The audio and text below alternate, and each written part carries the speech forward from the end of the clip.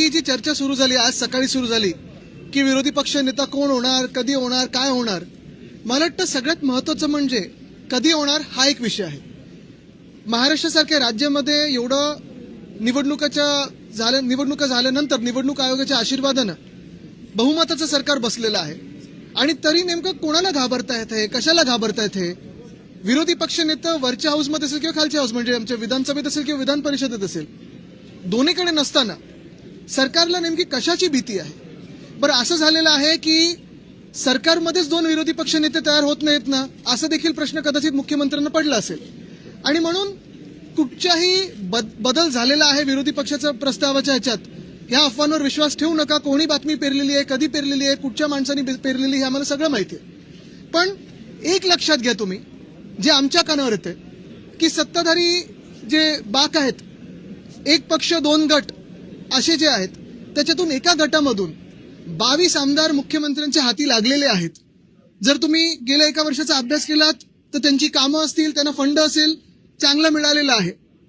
आणि उठ सांगितलं तर उठ, बस सांगितलं तर बस, उडी मार सांगितलं तर उडी मार, असं ते आता मुख्यमंत्र्यांच्या इशाऱ्यावर नाचायला लागलेले आहेत. नेमकं कोणी ह्याच्यातून धसका घ्यायचा हे ज्यांनी बातमी पेरली आहे हे त्यांना कळेल.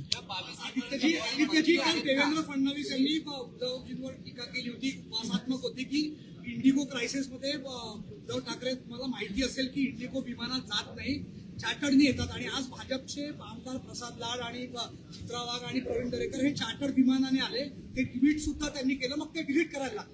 मला वाटतं काल फडणवीस साहेबांनी जी टीका उद्धव साहेबांवर केलेली आहे ह्याच्यात 2-3 गोष्टी महत्वाच्या पाहण्यासारख्या आहेत. पहिली गोष्ट म्हणजे कशासाठी ही टीका केली? जे इंडिगोचं पूर्ण घोळ झालेला आहे तिकडच्या सगळ्या पॅसेंजर्सची थत्त उडवण्यासाठी केली का? त्याच्यावरनं लक्ष विचलित करण्यासाठी केली का? केंद्र सरकार किंवा भाजपचं केंद्र सरकार याला प्रश्न विचारू नये म्हणून केली का? हा सगळा एक वेगळी गोष्ट झालीच. पण काल स्वतः मुख्यमंत्री हे चार्टर्ड प्लेनने आले, त्यांचं विमान 2दा मुंबईला गेलं, इतर मंत्र्यांना आणलं, दोन्ही उपमुख्यमंत्री चार्टर्ड प्लेनने आले. आज काही भाजपचे आमदार चार्टर्ड प्लेनने आले.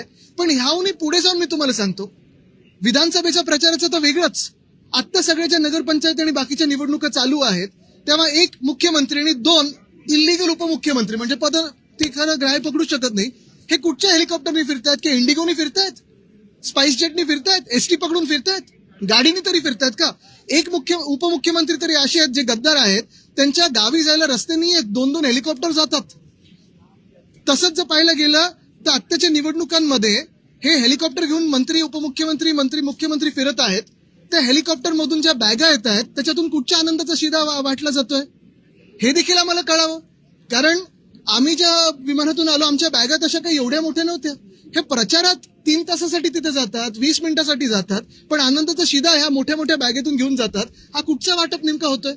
आणि म्हणून मी तुमचं सगळ्यांचं लक्ष पुन्हा एकदा या गोष्टीवर आणतो की आपल्या देशामध्ये 2014च्या आधी किती वेगळे एअरलाईन होते बघा, आणि नंतर 14 नंतर हे एअरलाईन मारत मोनोपोली झाली आणि केंद्र सरकारचं देखील ही एअरलाईन ऐकत नाही.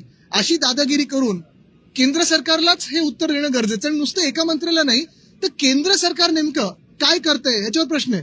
रुपये बघा पडलेला आहे, 90च्या पुढे गेलेला आहे. एशियामधली सगळ्यात खराब परफॉर्मिंग करन्सी ही आपली आहे, रुपयाची. तसं पाहायला गेलं तर शेतकरी आत्महत्या वाढलेल्या आहेत. परवा देखील आमचे जे खासदार आहेत ओमराजेजी, त्यांना उत्तर आलेलं आहे की महाराष्ट्र शासनाकडून प्रस्ताव आला नव्हता, आता आल्यानंतर, म्हणजे हे सगळं उत्तर आल्यानंतर आता प्रस्ताव पाठवलाय कर्जमुक्ती किंवा जी काही मदत असेल ती. म्हणजे एका बाजूला साफ लोकांबरोबर खोटं बोलायचं आणि दुसऱ्या बाजूला थट्टा करून लोकांचं लक्ष विचलित करायचं, ही त्यांची प्रवृत्ती. एक मिनिट, मराठी पूर्ण होऊन हिंदी करूया.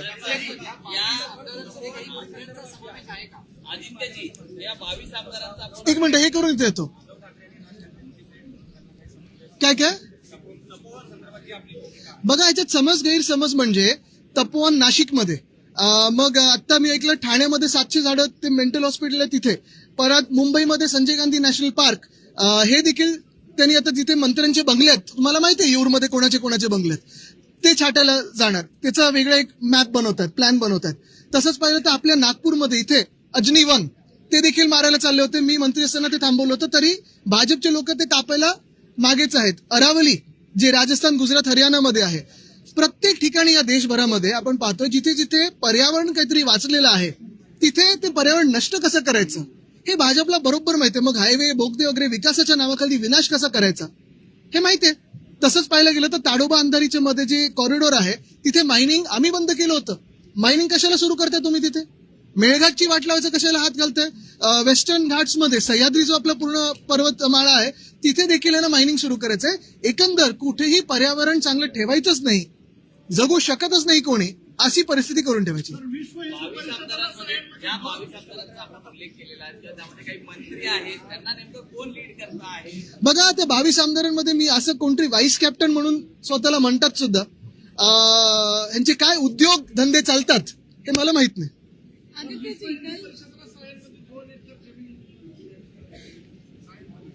हा पण त्याच्यात पुढे काय नाही, पण त्याच्यात काही अनियमितता आहे का, घोटाळा आहे का, ते असेल तर सांगा, आम्ही आणू लोकांसोबत. सर, एकनाथ शिंदे जी का कहना है कि विरोधी पक्ष स्पीड ब्रेकर का काम कर रहा है, हमारा पैर एक्सीलरेटर पे रहता है, उसके बाद भी प्रोजेक्ट्स की धीमी गति क्यों है? बिल्कुल, क्योंकि इनका पैर एक्सीलरेटर पे रहता है लेकिन आंखें पैसों पे रहती है, रास्ते पे नहीं रहती है. इसलिए तो हमें स्पीड ब्रेकर गतिरोधक बनना जरूरी होता है.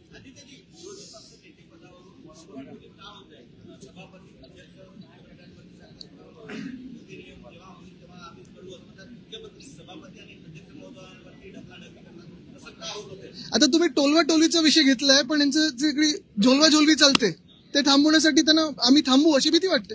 दिवाळी अधिवेशन 2 महिन्याचं घेण्यात यावं असं नाना पटोले यांनी मागणी केली. एक मिनिट. जाधवांनी त्याला दुजोरा दिला आहे, पण अध्यक्षांनी किंवा मुख्यमंत्र्यांनी याकडे पाठ फिरवली. हो, कारण थंडीच नाही तर ते हिवाळी अधिवेशन तेव्हा सुरू होईल. पण गंमत जरी बाजूला ठेवली तरी एक महत्वाचं आहे, जे आत सगळी चर्चा होते, अर्थात बीएससीच्या चर्चा बाहेर करत नाही कोणी, बरोबर आहे. पण ते आपण पाहतोय, म्हणतायत 7 दिवसाचं, चर्चा आहे 5 दिवसात उरकतील. तसं पाहिलं गेलं तर सगळ्यात मोठं जे काही कामकाज आहे ते सप्लिमेंटरी डिमांडचं, पुरवणी मागण्यांचं. मग नेमकं काय नक्की चर्चेला तुम्ही आणणार आहात? कुठेतरी काही पॉलिसी चर्चा आणणार आहेत का? जे शेतकऱ्यांचं नुकसान झालं त्याच्यावर चर्चा होणार आहे का? काय मदत तुम्ही दिली त्याच्यावर चर्चा होणार आहे का? शहरांचं जे आपण पाहतोय सगळी वाट लागत चालली त्याच्यावर काही चर्चा होणार आहे का? अजनीवन असेल, तपोवन असेल, पुण्यातलं रिव्हरफ्रंटचा पूर्ण विनाश करण्याचा प्रयत्न असेल, ह्याच्यावर चर्चा होणार आहे का?